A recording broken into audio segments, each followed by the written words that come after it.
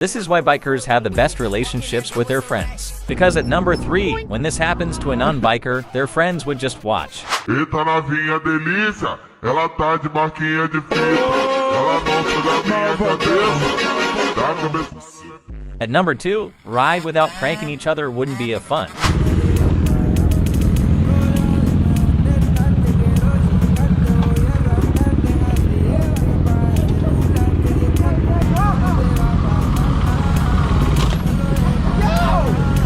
And at number 1, never honk at your friend if you didn't go for a ride with him.